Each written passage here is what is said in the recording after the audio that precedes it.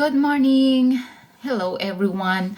I'm making this video para awareness lang po sa lahat ng mga nagta-travel in and out of the country ng mga Pilipino regarding po ito sa travel tax na binabayaran natin sa airport. Ito po ay based lang sa aking own experience nung umuwi po ako last year, 2025 November. So ako kasi pinabayad din ako pero luckily hindi ako na nagbayad. Mamaya ikwento ko po.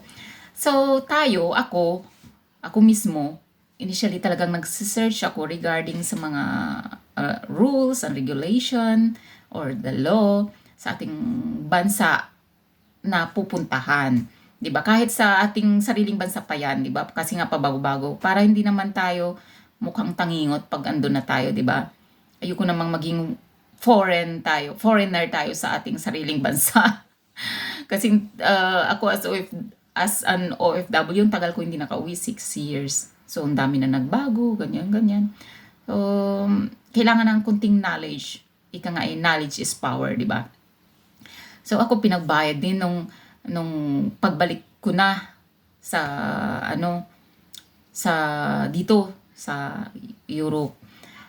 Di ba, basically, pag ikaw pabalik na, pupunta ka dun sa airline mo para kuha ka ng boarding pass, di ba? Pero nandun ako, sinabihan ako ng ground staff ng Qatar Airways na kailangan ko pa daw magbayad ng travel tax. Tinuro sa akin kung nasaan. So, ako naman, di na ako nakapag-discussion doon para mabilis tayo kasi nung mamadali tayo, ang dami pang pila doon sa travel tax. So, pumunta na ako doon. Ganyan. So, hiningi yung ID, residence card ko, saka passport. Ganyan. So, sabi sa akin, magbayad ako ng 1,000 plus something yun for the travel tax.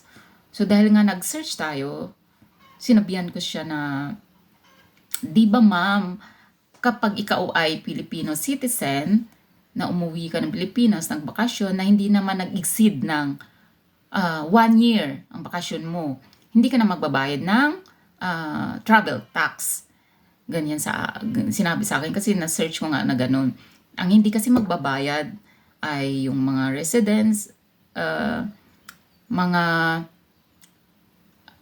yung mga OFW, yun hindi na magbabayad. At saka mga residents sa ibang bansa, may residence card sa ibang bansa na hindi naman nag-exceed ng 1 year ang bakasyon sa Pilipinas. Ganyan, ang hindi magbabayad. At saka yung mga mga diplomatic na mga diplomats at saka mga crew ng mga airlines, ganyan, hindi yan sila magbabayad. Mga government officials, hindi yan sila, mga free yan sa mga travel tax, ganyan. Yan ang na-search ko na hindi na kailangan magbayad.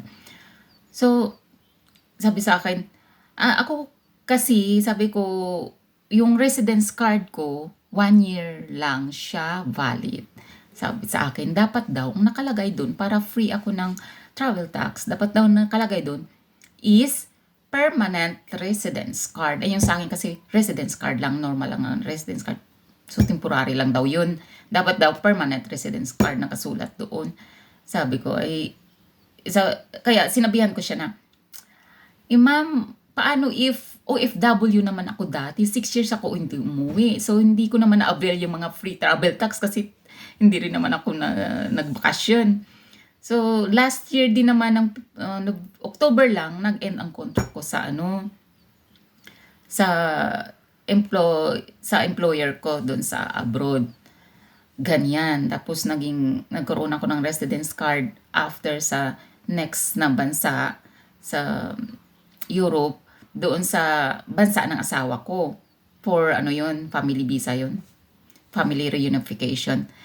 Sabi sa akin, so hindi pa ako talaga makapag-apply ng permanent residence kasi nga after 5 years pa ang pag-apply ng permanent residence dito sa bansa nila. Saka may cultural test pa, language test pa, ganyan, bago ka makakuha. Kaya sabi sa akin, ganun ba ma'am? So, in-exempt niya ako ng pagbayad kasi nga OFW naman daw ako dati. Sabi sa akin, so ngayon ma'am, hindi na kita sisingilin ng travel tax mo.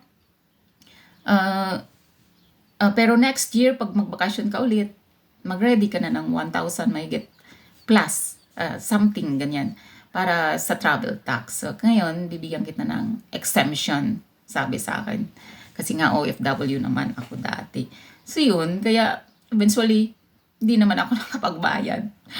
Pero, kailangan pala talaga permanent residence card ang hawak mo. Hindi lang yung temporary residence card na 1 year, ganyan, 2 years.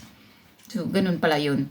So, yun. So, naliwanagan ako kasi yun ang pag-iintindi ko na hindi na ako magbabayad kapag hindi naman ako umiksid ng 1 year na stay sa Pilipinas.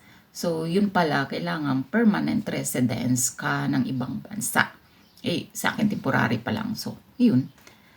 Pero, na-exempt naman. Kaya maganda talaga OFW. Kaya magtatrabaho ako ulit. Para OFW tayo ulit. Kasi maraming benefits ang makukuha ng OFW. So, yun lang guys. Kailangan talaga natin ng knowledge about dyan para kapag kayo ay nandyan na sa ganyang sitwasyon, mayroon kayong masasabi, makapag-discussion kayo doon sa officer, di ba? Para naman kahit papaano ay malibre tayo. Yun lang guys, sana naliwanagan yung mga iba dyan na confused pa rin kung kailangan nila magbayad or hindi about sa travel tax. Bye! See you in our next video.